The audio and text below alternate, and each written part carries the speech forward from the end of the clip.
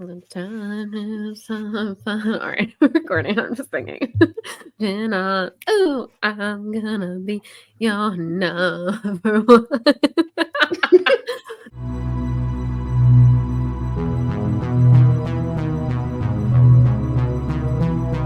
Hello, everyone, and welcome back to Hate Spinnerbait, the podcast where we hate spinnerbait, but we love the City of Angels, LA, and the beautiful people that live there. And you're in our hearts, and we're thinking of you right now. So yes, we love all of you. We don't love everything that's going on to your poor city right now, but we love you. I am Bethany. With me, as always, as Michael Ann. Michael Ann, how are you doing with the world falling apart? How am I doing? Yeah. Anyway. I know that we are the first people, or not the first people, to point out that half of the country is on fire while the other half of the country is frozen. But nonetheless, climate change is real. It sucks. More time and resources and money should be put on it, but no one's ready for that talk yet. So we won't. Instead, people will come up with some weird conspiracies as to why this is all happening. And I'm going to go on a limb here, y'all, and say that it's climate change. But I'm not a scientist. I just play one on TV. So I don't know. So what do I know? But what do I know? What do I know? This is how bad. Like, we all knew that 2025 was going to be like a real cluster, y'all. You know, yeah. Obviously. But this is how bad, like, 2025 has been. Like, it literally has just been one hit after another. And, like, depressing news, that I was so excited when I saw that You're Wrong About had a new episode with Blair Braverman, because her episodes, like, anytime she's on, is always, like, just absolutely fantastic. Like, totally, like, 100% quality content. And I was so excited. I was like, this is what I need. And literally here I am excited. Like, it's always like crazy survival stories. But honestly, like, I was very mad at nature this week, which is never really her fault. You know, like, it's never Mother Nature's fault. And I needed to be reminded of that. And I feel like anytime Blair Braverman is on You're Wrong About, she reminds me that, like, nature has no malice. And I'm like, Queen, you're so right. You're so right. And so now what people do with nature is another story. But I was like, wow, I really, like, this is where I'm at in 2025. I mean, you should be excited about a Blair Braverman, I can't even talk, episode of You're Wrong About, but the amount of joy it really brought me of listening to a story about a dumb white man in his 20s cutting his arm off. Cannot be, I just can't express how much I was happy to listen to this. I love that for you. Mm-hmm. I have not been keeping up on any podcasts because I am deep in my Hills rewatch. Yes. Because, of course, Spencer Pratt has been hilarious on TikTok. They obviously, like, they lost their house, they lost everything in the fires, which is absolutely awful. But he's been pretty funny on TikTok, and I just, like, enjoy him in general. Yeah. So I'm watching it from first of all, I'm watching it as an adult for the first time. And second of all, I'm watching it from a pro Spidey POV. Right. Which not many of us were back in the day. Absolutely not. We were all like, Lauren is an angel. Yeah. But it's not real. It's not real. None of it is real. So no. Yeah. It's I mean, well, the fact that the two of them are together is a real, like, obviously they've, like, made it, which is amazing. They have like a whole family. But yes, nothing on that show, obviously, which of course they kind of, like, basically fully embraced by the end of it. Like, that's kind of the whole series finale. But yeah, he has just been so phenomenal on TikTok. Like, truly been loving his content, and truly love, which is so true. Like, he's like spin facts, Spencer. And he was like, this is so interesting. Like, for years since The Hills was canceled, everyone has been telling me I'm a nobody. I'm a wash-up nobody, who has no money, who's just disappeared. And he's like, all it took was my house burning down and losing everything to be told that I'm a rich and famous celebrity. So it's so interesting. He's like, if I would have known that's all it took, we would have done this years ago.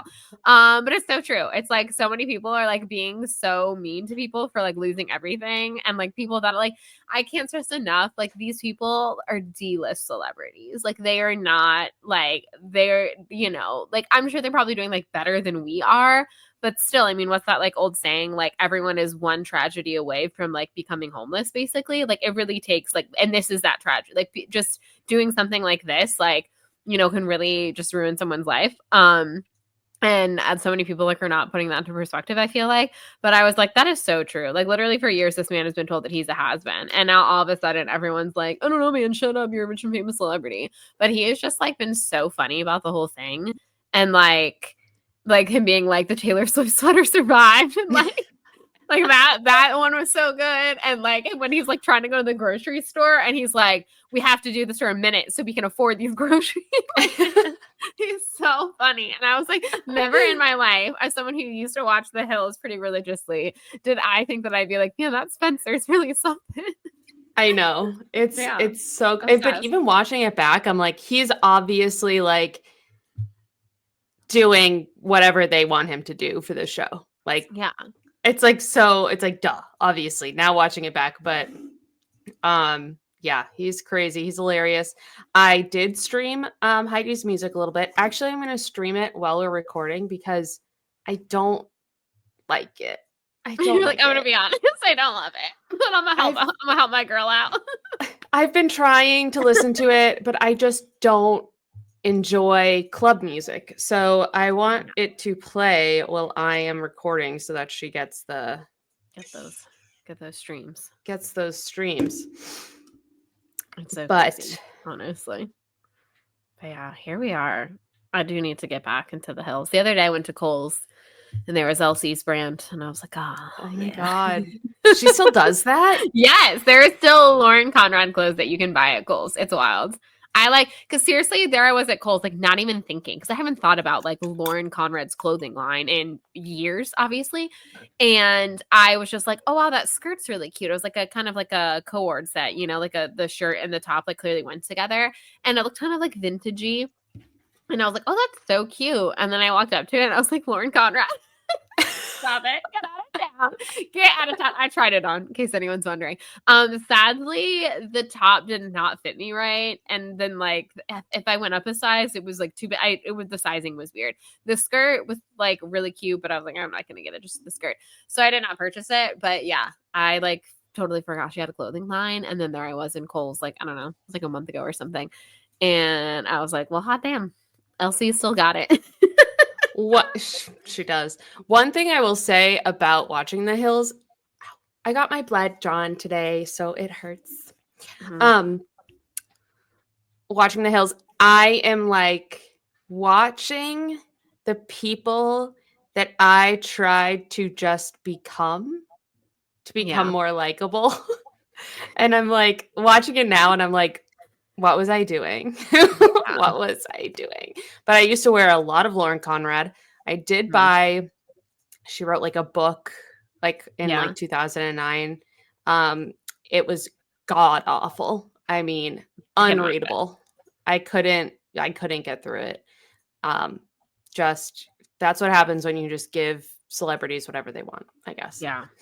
That really was, not to say that like isn't still happening, but I feel like from like 2010 to 2015, any reality star, YouTuber, whatever, they just like let write a book. And I was like, I don't know if like all of them are qualified to do that. And again, like by say they wrote it, like it was ghostwritten for them. But I just think that's such a crazy thing. And all of them would come on and be like, it's been a lifelong dream. And I'm like, has it for all of you? I don't think so. Also, I will say though, I don't think Lauren Conrad had a ghostwriter. I think this girl she like really put this. Yeah, she did. She tried her best, and that is all we can ask for that. Yes. Is it good? No, but we appreciate the effort, Lauren. Mm-hmm. Stick to fashion. You're pretty good at that. I'll give you credit on that one. But yeah. Well, it's crazy. That's such a good show. Yes. It makes me really happy that I'm not 21 anymore. I'm like, wow, the things I have learned, the person I have become, so far removed from who I was at 21. Oh my gosh. There is a well, sorry, go ahead, finish your thought. I was Don't remember what I was going to say. Oh, watching it from an adult, like as an adult, like 32 years old, I also have like so much more like empathy and understanding for these people and the way they're behaving. Because like the boys are like 20, just moved to LA. The girls are like way more mature and emotionally evolved than them. And it's just like, yeah, that's what it's like when you're 20. Yep. Yeah. I was just like so. Which it'll give me like a totally different. Even I think I was just discussing that Mike and I started rewatching some old like Real World seasons, and one of them was New Orleans, and that's like one around like I'm about their age of that cast, you know. So like when it was taking place, like I would have been about their age, and it just like gave me this like wash of nostalgia. Like I was like, and I was like so like if I would have watched that season when it aired, I think I would have been so judgmental. But I was so like, oh, you babies, like, oh, you don't like, of course you're being dumb and stupid and making dumb and stupid choices because like that is the age that you are.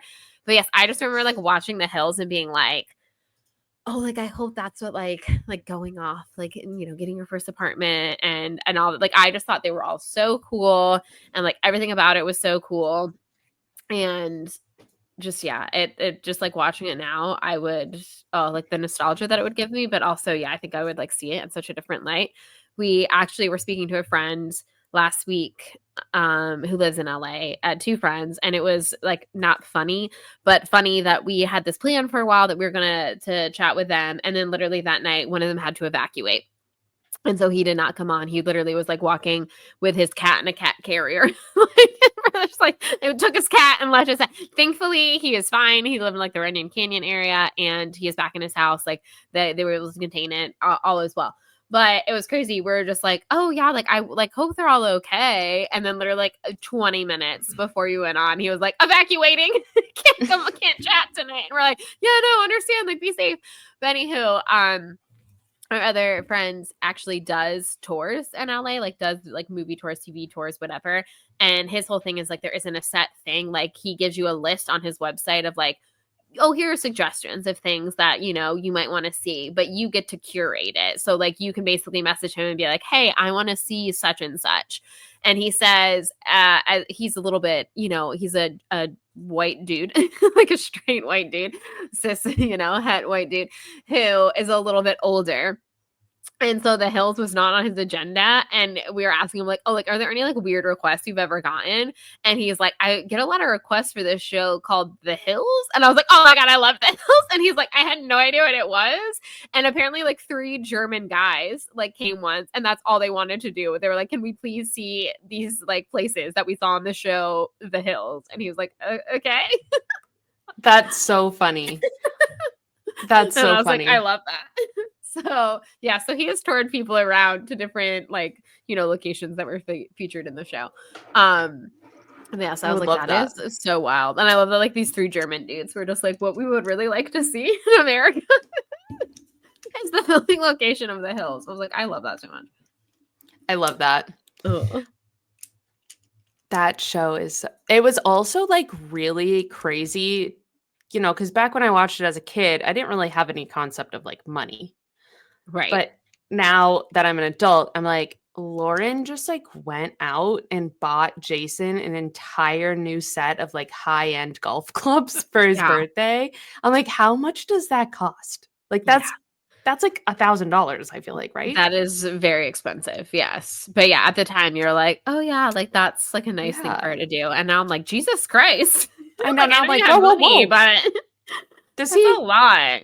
Does he deserve he was such a piece of work. I will never be on his side. I'm sorry. No one can say anything to make me like you. Watching actually is like a great guy. And I'll be like, dang it, I take it back. But I doubt that. I doubt that he's a good person, right? I don't know. He was a douche nozzle in that show. That's all I know.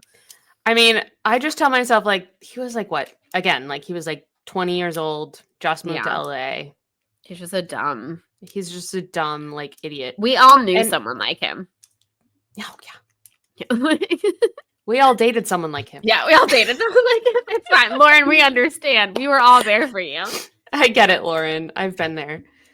I can't wait for Justin Bobby to come back.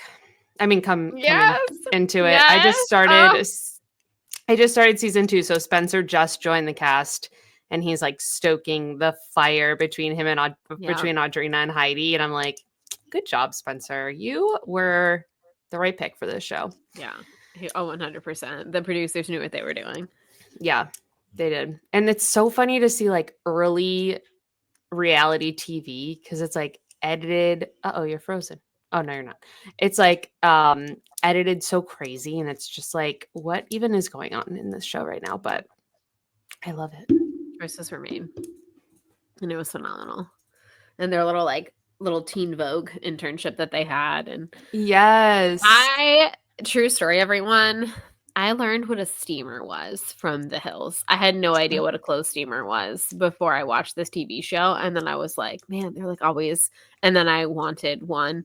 And inevitably, of course, had a clothes steamer. But yeah, that was like not even something I knew existed. And they were just always in there steaming clothes. I love it. I'd like to thank The Hills for that piece of knowledge that I gained. I had a fake, obviously, Chanel quilted bag because Lauren had a quilted Chanel bag. Yeah. Those are very in. My friend had a real one and I had a fake one, and I was like, I don't even care. Like, look at us. Like, we'll take pictures. I don't care. We both have one. Both have one. They were all the rage. Chanel, the black quilted bag was like such a in vogue thing. And then yes, the knockoff started happening. And then there was ones like just quilted bags became a thing because like Chanel. So I never had like a knockoff one, but I essentially did. It's basically that scene in The Devil Wears Prada. You think this has nothing to do with you? Like breaks down. Like, because this one, company made it and some like young starlets were wearing it. Like literally every bag designer was making some kind of like quilted little handbag. 100%. I also do think that Coco Chanel was a Nazi though, right? There's like something about that. I have Nazi affiliations. Listen to a podcast about it. Yeah, there is like something sketchy in the history with her. That is correct. She will.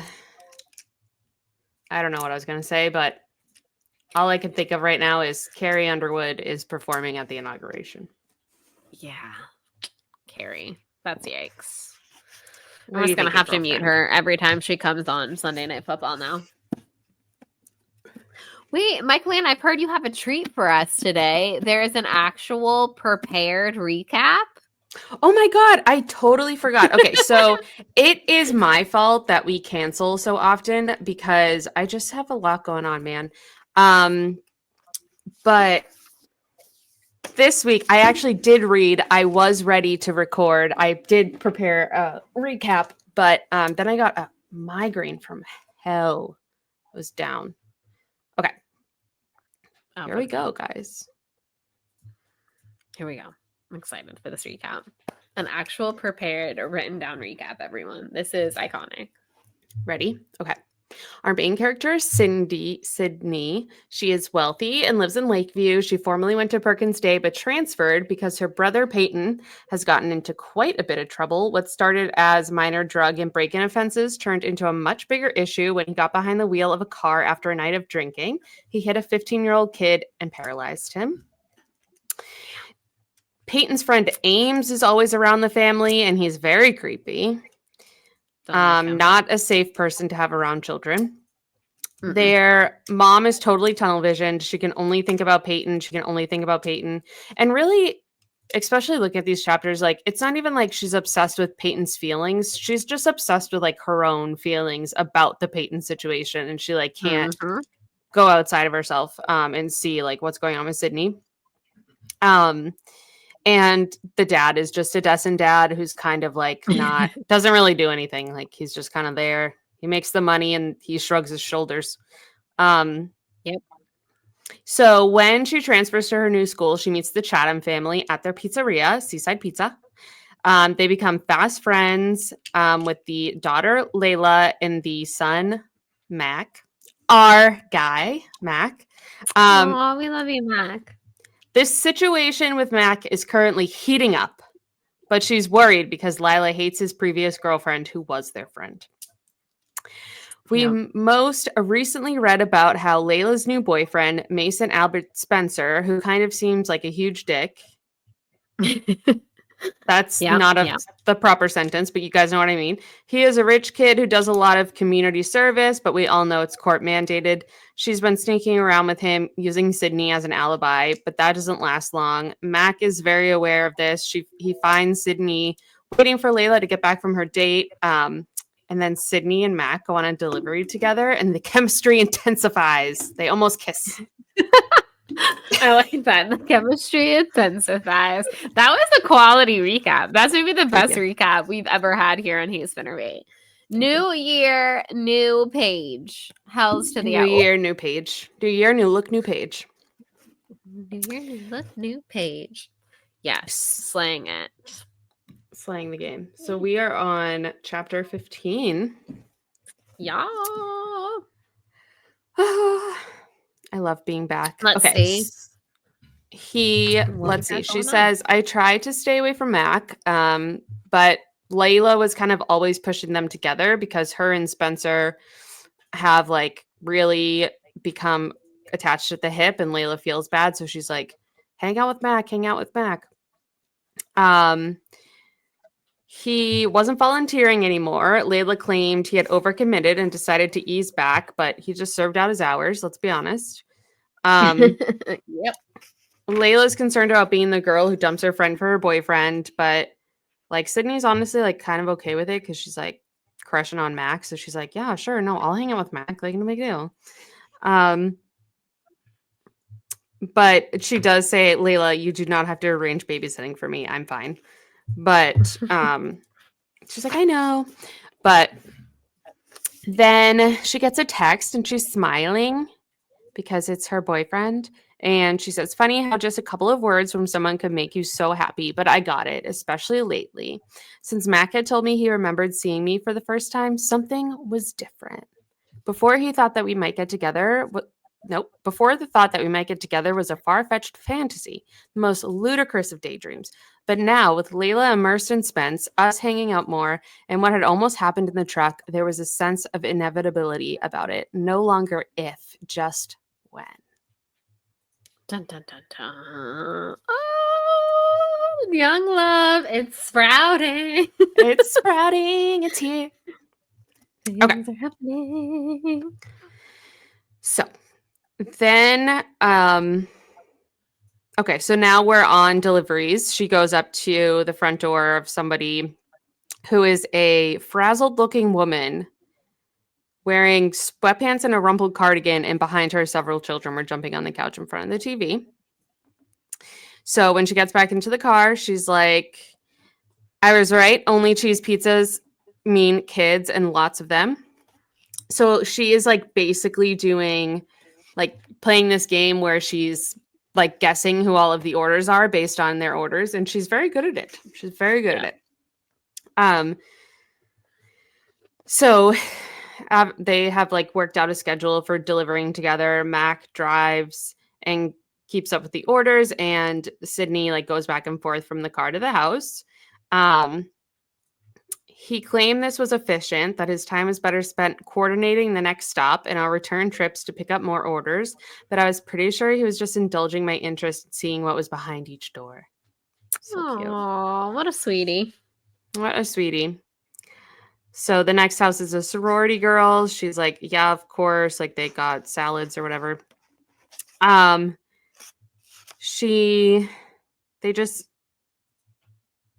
They like have a little moment where he like looks at her, you know, like when he's looking at her, like, oh, you're the most like, you're so cool and funny and cute and I love you. And she's like, oh my God, what? And he's like, nothing. But she says, this time had quickly become the best part of my week. Layla might have felt she needed to apologize for falling so hard so quickly. She didn't realize I was doing the same thing. Cute. Cute. So cute. So then her old friend Jen texts her. They're having a hard time meeting up. They're just basically not now. Their lives are kind of separated now that they don't go to the same school, but they still love each other. She says Jen was a good friend even when she didn't realize it. She's like, hey, thanks, girl, for not being able to meet up. Now I can hang out in the crash. Yeah, she's like, it's okay. So the last delivery is a 2 extra large pepperoni and sausage pies with extra cheese, and she pegged them as guys. They get to that. Where are we going? Okay, so they're driving to the next stop. She sees the clearing in the brush, and she's like, "Hey, stop here for a second." And then she kind of tells him, like, down that way, there's a sinkhole, and my brother used to walk over a tree that somebody put over it as like a makeshift bridge. She's kind of saying this like she's like remembering it fondly. Like this is like a good memory she has of like being with her brother. And so Mac's like, "Oh, well, do you want to go like check it out?" And she's just isn't ready yet. So she's like, "No, not right now." So she heads home after 6 and she gets a text message from him, and he says 3 deluxe, 2 pepperoni, mushrooms, 6 orders, garlic knots, go. And she guesses has to be a team, all men. And they're kind of doing this flirty little like, well, I will stump you eventually. Kiss, kiss, kiss. So cute. Little falling in love, little teenage love. We love it. Yes. A little texty. Nothing like texting your like teenage crush. And obviously texting was like a little bit different in our day, but it was. Yeah, obviously we were on AIM is what we were doing. We loved the A. We did.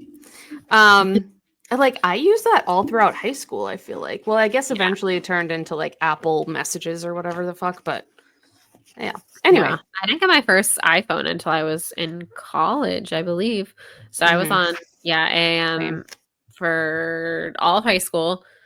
And yeah, I mean I had my pink Motorola flip phone, y'all. Obviously my Razr jealous flip phone. Yeah, it was kind of a big deal.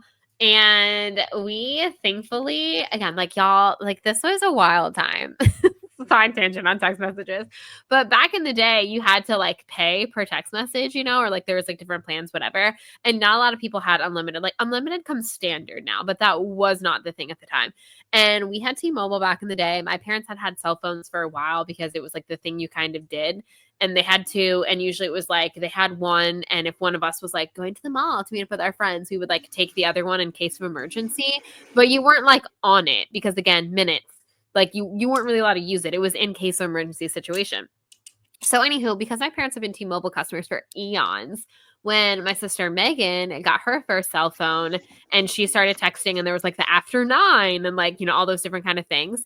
And so like one time she was on a trip and she thought that she hadn't used that much, and she had.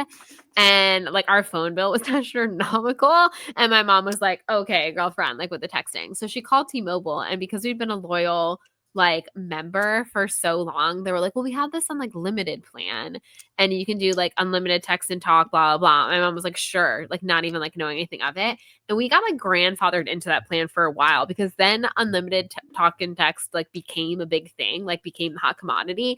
And we were paying like nothing. Well, again, I say we, my parents, I was not paying anything because I didn't even have a cell phone yet at the time. Like we were not paying anything basically for it. Obviously everything kind of changed, but that is still the wild thing to me, that like it was just like it was a big deal when we got like unlimited texting, and like they used to stay. Like that would be an unfathomable like concept for them. But yeah, used to have to like really limit your texting or do it at a certain time of day to your friends. Yes. Because it cost money. Yes. There was like a window where it was like unlimited or something. Yeah.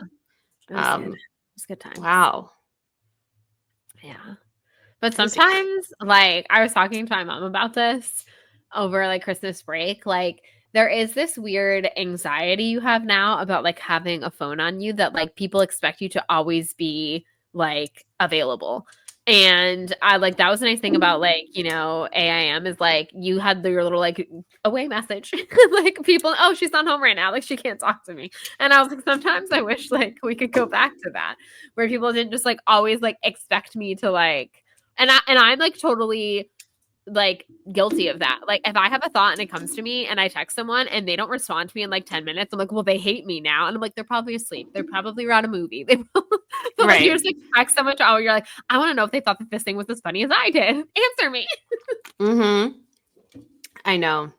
I've been like trying to take the pressure off myself to answer people right away, especially if I'm feeling like burnt out. I'm like, I'll just answer you later. Like, I'll get to that. I love you, but I can't. I will get to that eventually. My apologies. Yeah, exactly. Y'all, it's like we're all just doing our best and we can't help it that technology makes it that we are just at someone's beck and call 24/7.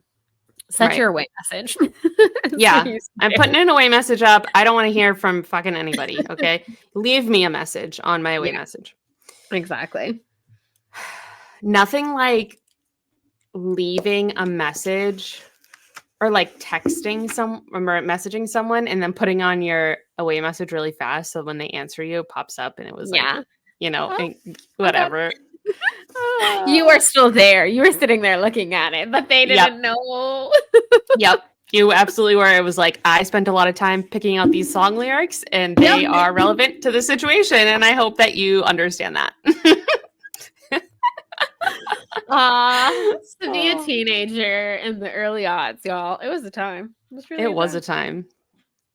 So the next section is, this is when things start to go like, get bad. So Peyton calls.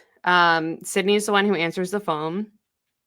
And he kind of seems like not interested in talking to her, which has kind of been happening like throughout the whole book. We don't really know what's going on. I would like assume he's like embarrassed. Yeah. So they kind of do small talk, like, how's school? I hear you're at Jackson now. And he's like, oh yeah, like all I can say about this place too is I've made friends, but I wish I was still in high school. And I hated high school. And she was genuinely surprised that he hated high school because, again, she's like, that's her older brother. So she's always seen him as kind of like super popular. Everybody loves him. Like, you know what I mean?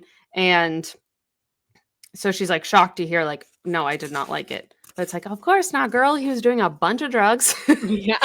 He was clearly going through it. Yeah.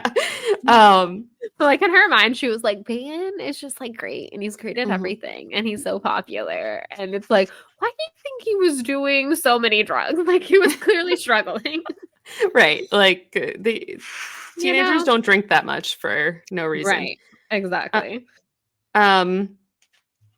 So it's pretty awkward. Like she's like, oh, why was it so bad? And he was like, I just got bad grades, pressure from mom and dad, you know. And she's like, but I didn't. I just assumed being the firstborn meant all the privilege. It hadn't occurred to me that another level came with it, one of responsibility, everything happening to you first. And she kind of thinks of this. She has like a moment of empathy. And she's like, remember that path we used to take in the woods with the sinkhole? And she's like, yeah, you used to walk across it, like, blah, blah, blah. And he is like not wanting to talk about this. He's like, not my brightest moment. I did a lot of stupid things. And the vibes are weird. So then she says, oh, I'm looking forward to our visit. We all are. And he's like, what visit? And she's like, the graduation from your class. And he was like, what? So mom walks in the door and he kind of says like, you don't need to come. And she's like, well, mom like filled out a form, said you fill out a form for me. And he was like, yeah, but it's not a big deal. Like he's like, I do not want you there basically, but he's trying not to say it in a mean way. And I genuinely think it's because he's like, I'm her older brother. And this is so embarrassing for me to have to like see her like this. Yeah. Again, like clearly the way she remembers him, like the way she, like the sinkhole story is like a perfect example of that. Like the way she tells it, it's like he was Superman. The way he thinks of it is I was a dumbass idiot kid. That was add that to the list of dumbass things that I did. And so like I can see being someone where you're like, my little sister looks at me like Superman. You're like, I don't want her to see me in jail of where I am because I paralyzed a kid. Like, that's not great for me. Thanks. Yeah, like I'm sure he's like dealing with a lot of shame and he's just like, I can't share this with my little sister.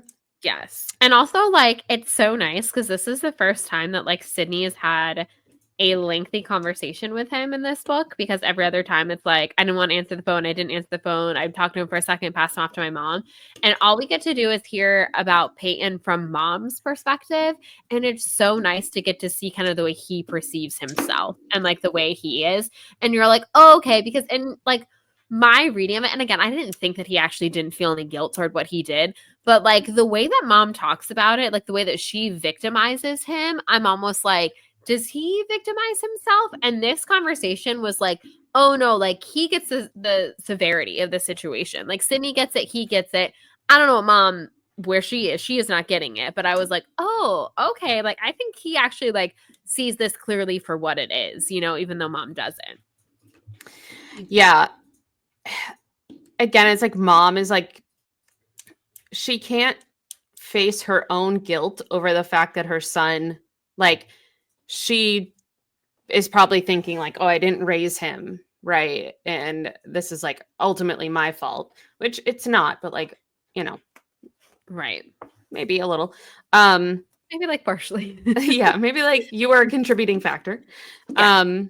But she can't face it, so she's just like trying to focus all her energy on what he's feeling, but she's not even really listening to what he's feeling. And we see that in this conversation where they get on the phone and he very clearly is like, I do not want you guys to come to this graduation. Like, please do not do this. I don't want Sydney there. Like, no. And she's like, well, I heard it from Michelle and I told you several times. And, but you said you would be ready eventually, which is why you did the form. And I thought this would be a great opportunity. And then she hears like her brother talking loudly, and she can only hear like half the conversation. And it's basically like mom being very defensive, like, I can do this. Like, we are doing this for you. This is what Michelle thinks, blah, blah, blah. Who cares about Michelle? Like, again, this is like, I think this is best, and so does Michelle. So that's what we're doing. And it's like, this is your adult son in jail. This he's not a toddler who like is in a play he doesn't want you to go to. So they kind of end the call and it's not good. They end on bad terms. So her mom leaves, goes up the stairs back to her hole, hidey hole. She said, for all I knew, this was how many of their exchanges ended, as I usually made myself scarce when they talked, but it had been a while since I'd heard my mom upset, and I wondered if I should go to her. I didn't have the right words or even know what those might be. So instead, I put away the rest of the groceries. That way, when she came back down, at least one thing would be just how she wanted it. Love. That's love. That is love. So. Oh, Eric. Yeah. We're fast forwarding again. Eric is talking about how there is a showcase that he wants them to join. Hold on. That he wants them to join. And basically, it's like everyone's like, we're not ready. And he's like, I want Layla to be like our lead singer now, to diversify. Like, she's so good. Also, like, Eric and Layla are secretly in love, but that's another story. She has been texting Spence all day, but she is in a bad mood. She's not really paying attention. So they're kind of debating on like, you know, are we going to do this? Are we not going to do this? Is she going to be involved? Blah, blah, blah. And it turns out that like Layla's like, I don't want to do this. Like, ask Rosie. She's got the voice. Like, I don't want it. And Eric goes, I don't want Rosie. I want you. Yep. Yeah, it didn't matter that he was ostensibly still talking about the band. The fact that Eric still pined for her months after their short relationship and ensuing breakup was as much known to the rest of us as his ego and penchant for showboating. Yep. Young love. That's tough. But yeah, they're like, we're not going to be ready. Like, this is not, they want a recording. And Mac's like, well, we can't afford to do a recording. So like, just let go of this dream. And he's pretty upset. Layla is still on her phone. And this is when she's upset, right? She is still, but the when she goes away, I think is later. Like when she like leaves at lunch. Yeah, okay. So she's Yeah, I just think that's later. fully engrossed in her phone. Um and so then she's like, "Oh, I have like a recording studio that you guys can use." And she's like, "Yeah, like I'll make sure that I mean, like I'll ask my parents if it's okay, but like I don't see why not. Like, we're not using it." Right. Um and so they get really excited. Eric's like, "Hell yeah, we're doing this. We're doing this." And oh wait, no, she didn't tell Eric. Yeah, it's just Mac and Layla so far, which is where Yes. Mac remembers because they were like, Layla's like, oh, I can't believe I don't remember. That's right. Like we saw it. And Cindy's like, in fairness, it was a weird night. And Mac's like, was it haunted or something? Like, where she's like, oh, like my guy, the guy that was there was my brother's like friend. And he goes, oh, right, the creeper. And I was like, I love that everyone instantly sees it. Everyone's like, oh, yeah, that creepy guy, except for her freaking parents. Yeah, who leave them alone together overnight. Yes. Insane. And like Sydney is like 17. What are you getting a babysitter for her for? Right. She's fine. She and is a very good kid. Like again, this is like her being punished because Peyton wasn't well behaved. And she has never done anything to prove that you cannot trust her. And again, we'll I mean, we're skipping a little bit ahead here. I mean, obviously that happened already, but it's gonna come up again, like Ames possibly having to watch her. And she like will come up with a scenario. She'll be like, well, can I spend the night at someone else's house? And they're like, no. Why? Like has she ever done Why? anything to not earn your trust? Like I don't she can she's fine. She's fine. She's practically an adult in the eyes of the state. Practically. Why are they so quick to judge to consider like Ames trustworthy enough to keep her Right. safe, but not her own self? Yeah. Which is also interesting because like Ames was also in a lot of trouble. So it's not Mhm. like they're inviting over like a church pastor to watch her. Right. Which I also would Um not trust, but no, I mean same situation would still be happening, yeah. but at least you would But have the idea. theoretically, in Yeah. the eyes of people, that would be like, that's a safe person you could trust. Me, I'd be like, they're for sure a creeper, right? Yeah. I'd be like, no adult friends. We're Thanks. not doing that. Thank you. But yeah, of all people, you're like, he also is someone who has made mistakes in his past. He has been Mhm. rehabilitated, and I'm a full believer in that, like, Yeah. someone's mistakes shouldn't define them. But yeah, like your daughter who has done nothing ever, not stepped out of line once. You don't trust her, but you trust him. Makes no sense. Make it make It sense, makes mom. Make it make sense. it makes no sense. Um so yeah, she's like, I'll find out if I can do this. And they are worried about telling Eric because he like gets latched on to things. So then Spence comes and picks Layla up. Mr. Chatham's like, be back by 5:30. And she's like, 6 at the latest, and like runs.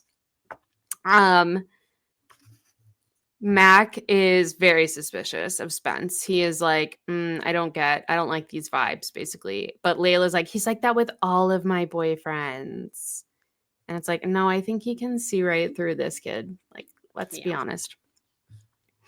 But anyway, she's like, I'll ask my parents. Like, I'll see you later. Bye. I think. So then she walks into the kitchen 2 hours later, and her mom is in there talking to her dad. Oh, no, she's not.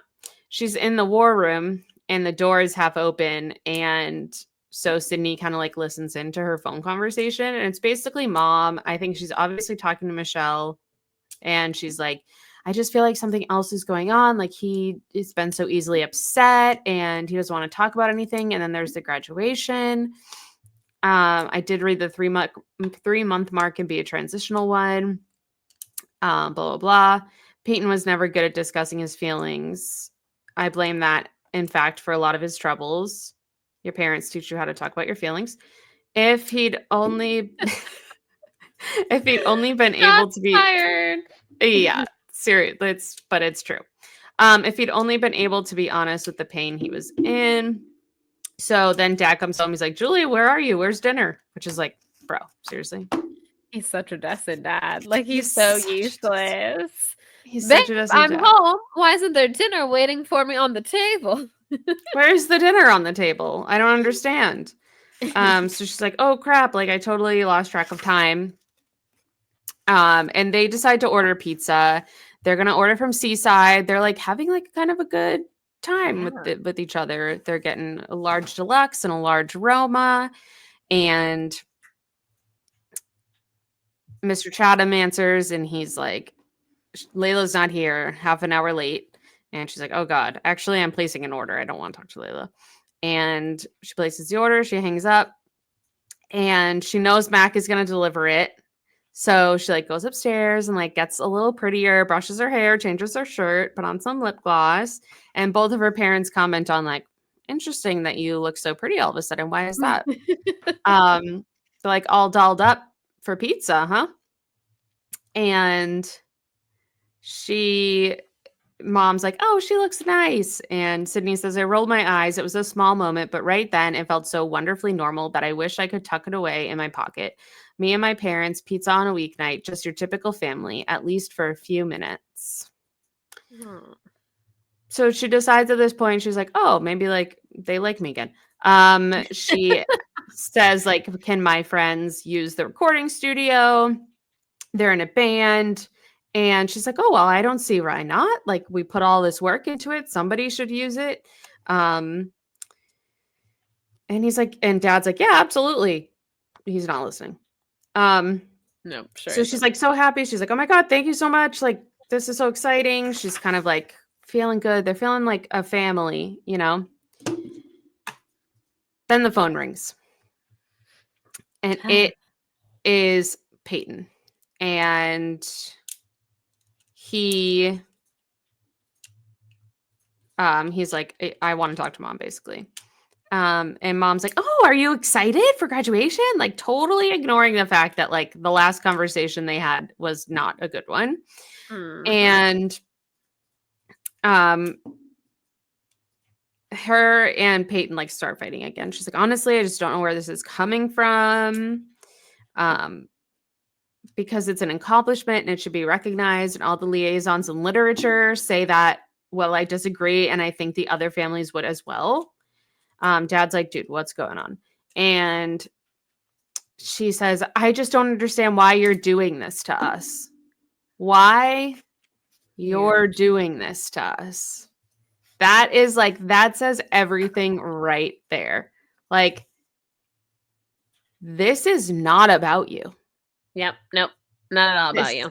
This is not about you. And I mean, there is obviously a layer of it that is like, she has to deal with her shit, but she has to deal with her shit. She doesn't have, like, she can't be putting it all on Peyton. She can't be ignoring Sydney. Like, you're a mom. The two children. I know you forget that sometimes, man, but you have two children. So they're fighting. She's like, I can't talk to you when you're like this. Like, you won't even let me talk. And then dad takes the phone and, he wants to take the phone. And she's like, no. Mac pulls up and he comes outside, she's like, oh God, here's happening. So dad takes the phone. Mom's crying. When the doorbell rang a moment later, I was pretty sure I was the only one who heard it. Awful. Minutes earlier, all I wanted to do was bring Mac inside and introduce him. And now, seeing him standing there with a warmer in one hand and a paper bag in the other, I wished I could step out and leave with him. Dad sent a shitload of garlic knots for them. Which is very sweet. She invites him in. Dad goes up. I mean, mom's upstairs. She's like, she's gone. She's back in her hole. Dad's like, your mother is upset. He doesn't realize that Mac is there. So then they introduce dad to Mac, and they're like, nice to meet you. I hear this piece is pretty good. Mom like basically slams the door upstairs, and they work out payment. And then she's like, oh, my parents said it's okay for you guys to use the studio. Like, enjoy. it's going to be great. And he's like, oh my God, that's so exciting. Eric's going to be so happy. And she's like, Eric's the lead singer. And Dad's like, okay, great. Not paying attention, isn't listening, doesn't really care. I'm going to check on your mom. So then he leaves too. So then it's just Mac and Sydney. And she's like, great. And she like looks at him basically to explain. She's like, my brother just called and he's mad about something. And that's why my mom's upset. And he's like, oh. And she's like, it's not that big of a deal. We were having a good night for once, though. Like, it would have been nice to have a good night with my family. And she's like, I asked them about the studio. They were great. And then she's like, I'm just so tired of this, of him being everything. And then she just starts sobbing, like chest heaving, fully losing it in the kitchen.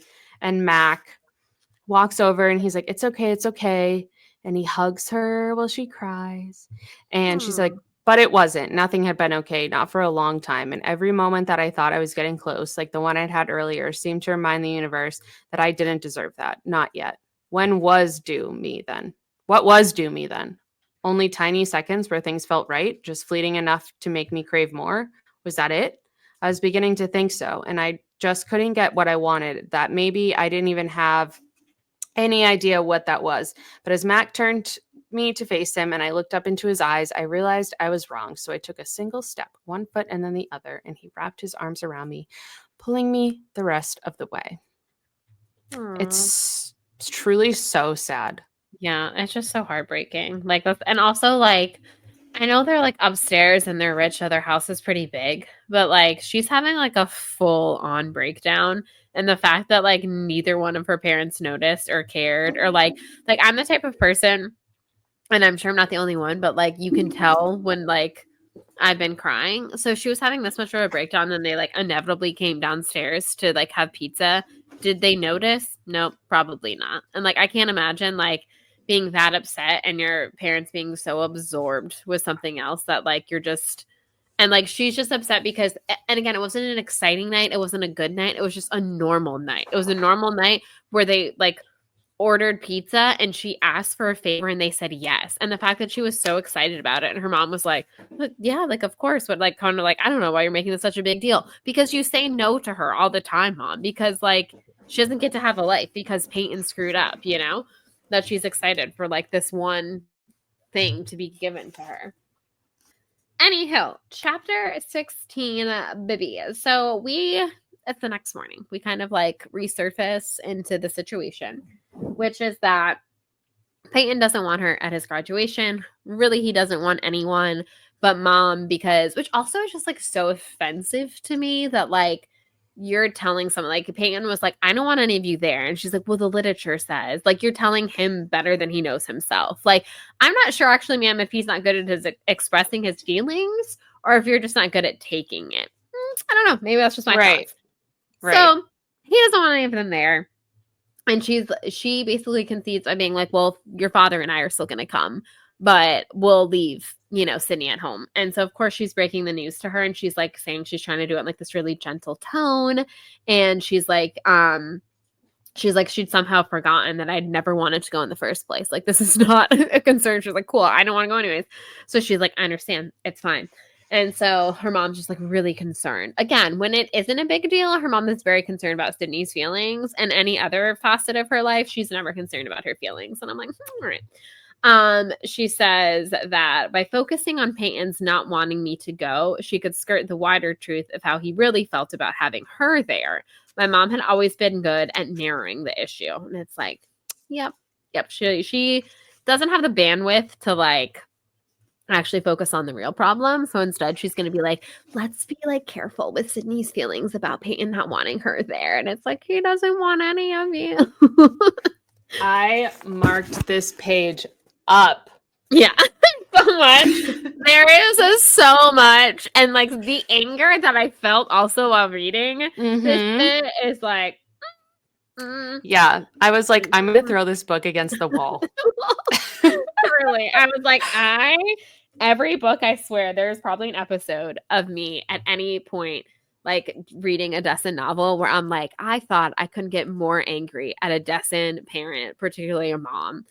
And every time she astounds me because every time I'm like, nope, this is the one. This is the one that I'm just going to like, oh, if I met her in real life, I would have some words for her. Let me just tell you.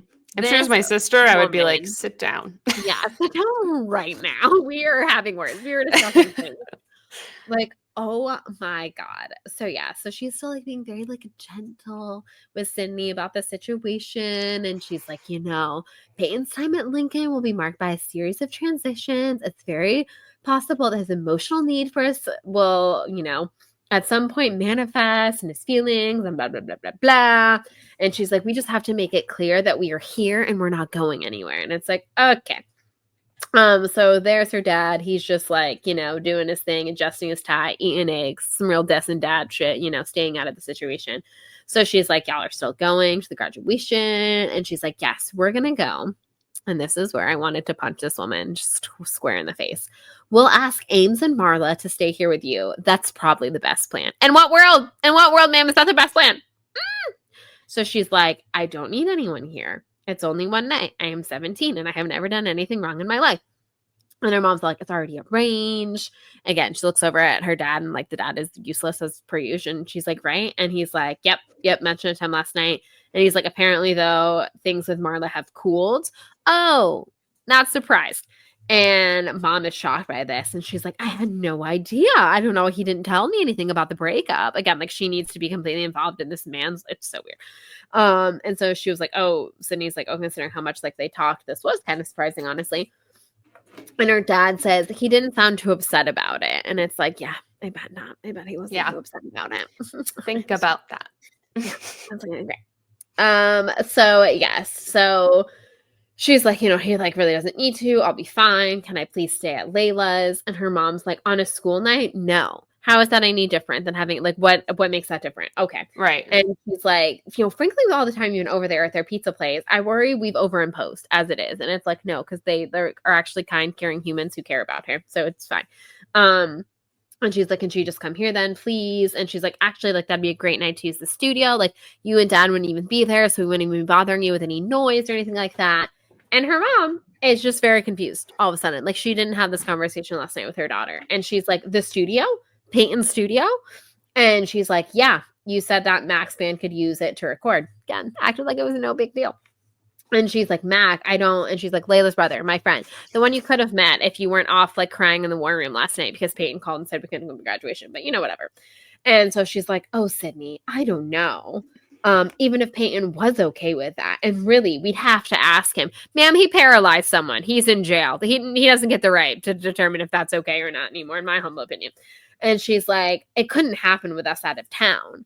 And rightfully so. Sydney's like, WTF? Like, you said it was fine. And she's like, I spoke without thinking. No, you spoke without before Peyton upset you. And now that he has, you're going to take it out on Sydney. Like, it's all bullshit. And it's so annoying because, again, like, this is how useless the dad is. The dad literally saw Sydney. He did meet Mac. And he was there when she was like, hey, they said it's okay. And if he was like, oh, any semblance of a man would have stood up to his wife in that moment and been like, babe, she literally told the kid last night. Like, we can't really go back on our word. They seemed excited. Like, whatever. But instead, she's just like, babe, like, you're with me, right? And he's like, Mom, useless Dessen, Dad. Like, of course, that's fine. Like, I speak up to you. So Sydney does give a little pushback because, like, she never gets anything she wants anymore. And again, has never done anything wrong. And she's like, it's not just anything. It's my thing, my friends. And she's like, I could tell I'd surprise them. I'd always accepted being second in importance. It was my place in the pecking order. But when it came to this, to Mac, I was ready to fight. Young love, it'll do that for you. And like, finally, I felt like I had a real reason. It would have been better if it had been for me. Yeah, but you're a teenage girl, so I understand. But I'd still take it. And she's like, you didn't even know these people 3 months ago. Or sorry, her mom's like, you didn't know these people. I find it hard to believe that there's something more important than family. How is this more important than family? Like, this mom, y'all, the rage that this chapter induced in me, truly. And so her mom basically like cuts her off and is like, we're not talking about this anymore. Like, this will have to be discussed after the graduation.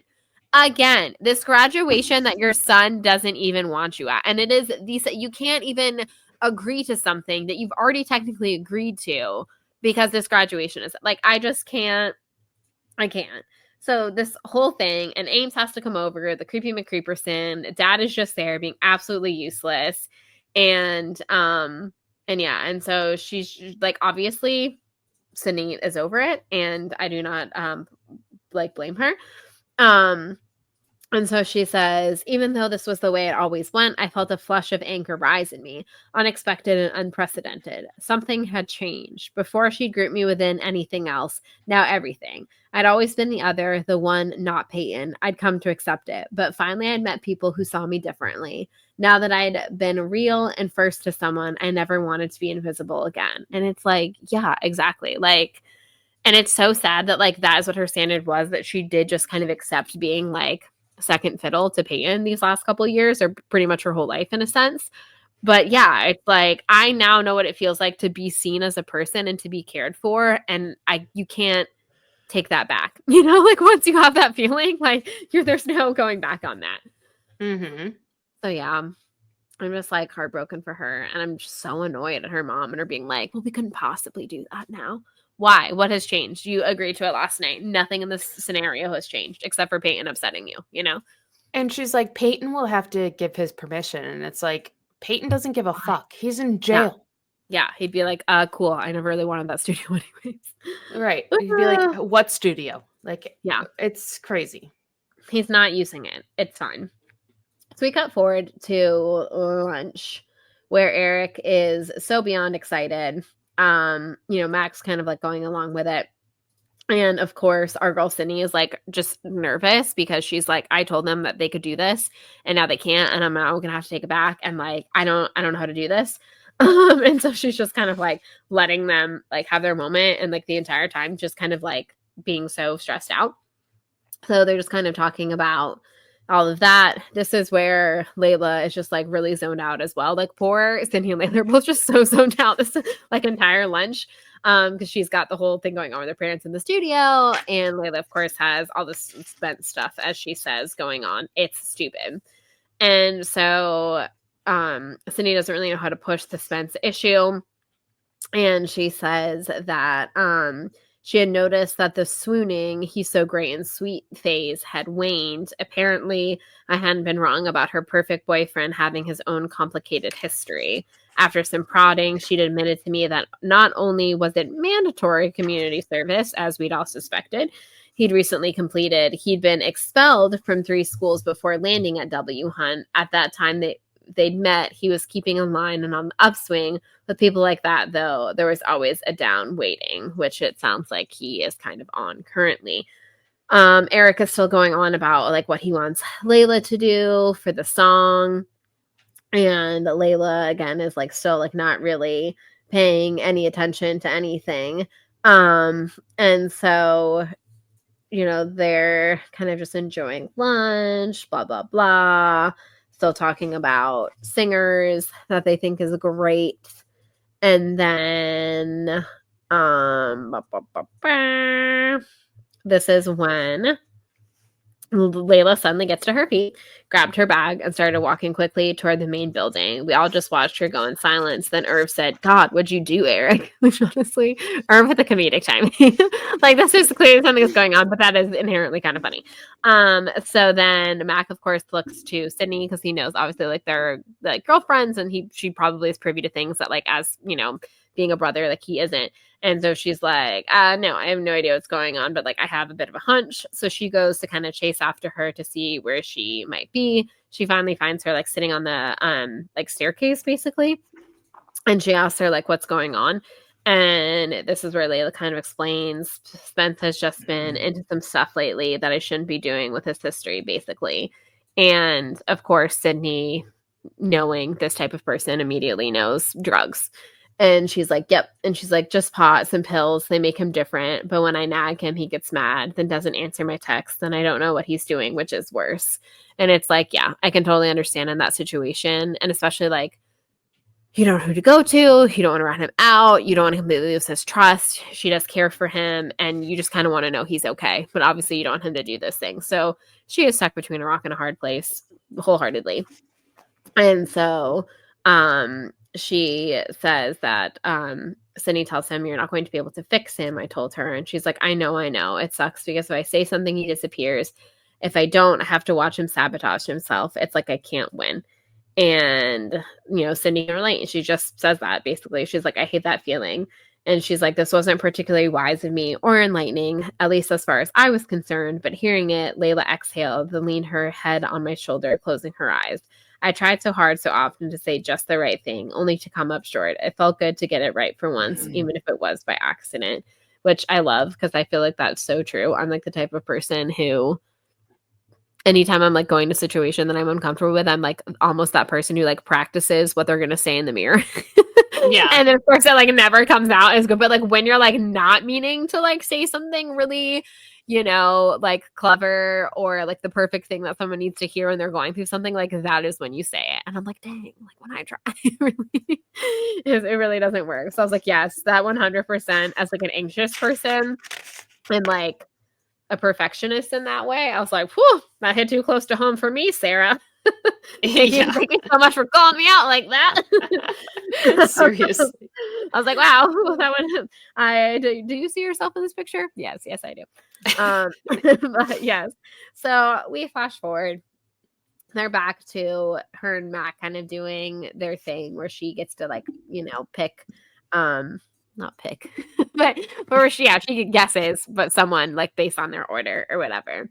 And so he's like, all right, work your magic. Like this one, this is a good one or whatever. And so she's like, oh, this is for sure. Like someone pretending that like they're cooking because it's like fettuccine and a salad and whatever. And sure enough, it's someone who's like having her in-laws over for the first time and is like stressed and she's there ready to like make it look like she, made a home cooked meal. Mac tells her, he's like, now it's getting sort of creepy. Like you're really freakishly good at this. And so anyways, she's like, I have few talents, like leave me alone. This is my one thing. And he's like, that's not true. You managed to get Layla to talk to you. And of course she knows that he's kind of fishing for information. And she's like, I can't rat out my girl like that. So she's like, oh no, like all girls have a knack for that or whatever. Like it's in our genetic code. And she, she says it's like obvious that she's dodging the issue, but Mac doesn't force it. He's not going to like use his connection with her to force, the fact that she has a connection with his sister. So anyways, this is where we learn about the coupon scammer people. And I love this. This is also like such a good insight into like the Chatham family and like the kind of people they are. Like the dad, basically there's like a run on a coupon that was screwed up and it was supposed to say like if you bought like a large pizza or whatever, you'd get that and like the garlic knots or something for free.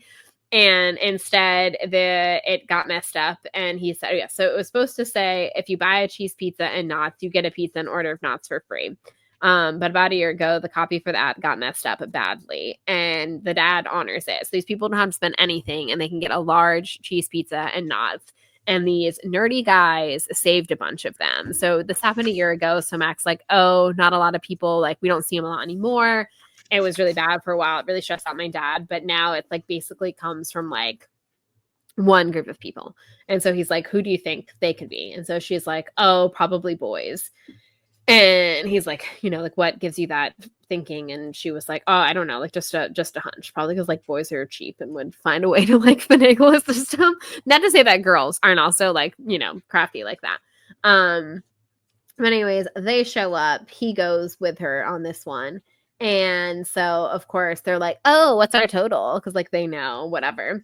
And so they're like, what's better than pizza? Free pizza. And then they like don't even tip, which of course Sydney tries to like tell them the price, which is like, oh my God, so something. This is like something we used to have to do with it at Universal when we used to have these things called dining plans. And let me tell you, everyone hated them. And the dining plan is no longer. And for all my guys and gals and non-binary pals that are working in the service industry still in Orlando, I'm so happy for you that it doesn't exist anymore. But anyways, we used to all hate it because they would rack up like a hella bill and then they like wouldn't tip you on it. And you're like, well, your actual check was like $130 and you're leaving me like nothing. So this again hit a little too close to home for me here, Sarah. I was like, I'm triggered by the dining plan. But anyway, yeah. So she tries to tell them like what it would be. And they're like, great, awesome, thank you. And she's like, wow, they're assholes. And Mac's like, yep, they sure are. And so he's like, there's no deliveries on deck. I need a break. Let's do something. And she's like, what do you have in mind? And he's like, let's go see that sinkhole. Like the other day we talked about it and you weren't game. Are you game today? And she's like, sure. You know what? I might as well. Let's do it. So path clears. They go and look at this sinkhole. And she says that it's like one of those things that, again, like it's not exactly as you imagined it when you were younger because you built it up to be this thing. And so she was like, oh, I guess it's not that impressive. And, it's not like as cool as the carousel that you found. And he's like, I wouldn't walk across it though. Like it's still pretty intimidating. And she's like, yeah, like when Peyton did that, like I was so nervous. And I was like certain that he was going to fall into the hole and die. And I was going to be the one that had to go like break it to my mother and stuff. And he's like, but he didn't. And she's like, nope. And she's like, I think he had his own saint protecting him back then. Is there one for morons taking stupid risks in the woods? And he's like, oh, I don't think so. But there are quite a few saints that can be applied, pretty broadly to different situations. And he's like, there's the saint of wanderers, travelers, the lost, or whatever. And he's like, his mom her favorite saint is Saint Anthony. She is the finder of lost things. She has this rhyme she says when anything's missing, which I love this. Yes. Do you have a thought? If I may. Yes, please do. Read her. Okay. So this is the rhyme for the saint of lost things, Saint Anthony. Tony, Tony, turn around. Something's lost that must be found. So I'm Catholic. I was raised Catholic, as you know. Yeah. And the rhyme in my family was Saint Anthony, look around, help us find what can't be found. And I still use it to this day. That is fantastic. We actually just talked about this sort of recently. Because again, we were on a girls' trip talking about everyone has their own religious trauma. And thankfully mine is not a lot because I yeeted myself out of there real quick. I was like, I don't have to go any more cool things. Won't be there. But anyways, as a fellow raised Catholic person, I was like, my knowledge of the saints is nothing. Like my sisters all went through confirmation and stuff. So they had to pick one and blah, blah for the confirmation name. And I was like, I truly, if anyone was tell me the saint of anything, I'd be like, I have no idea. And I'm proud of that. I'm like, I'm so happy that I was such a bad Catholic that I know I've retained nothing from being raised in the Catholic Church, except for which again, they've changed the whole peace be with you. And now and also with your spirit. But that's the only thing I remember. Maybe how to say grace at dinner, but yes, I was like, I am proud to say that none of the saints, nothing like that, do I have any knowledge of. But I do think that this is very cute. I like this, the little rhyme, and I like that people have it and use it. And I think that's very adorable. That's the kind of religious stuff I can get behind. That's exactly. It. Just asking a saint to help you find something is cute. Other than that, good things.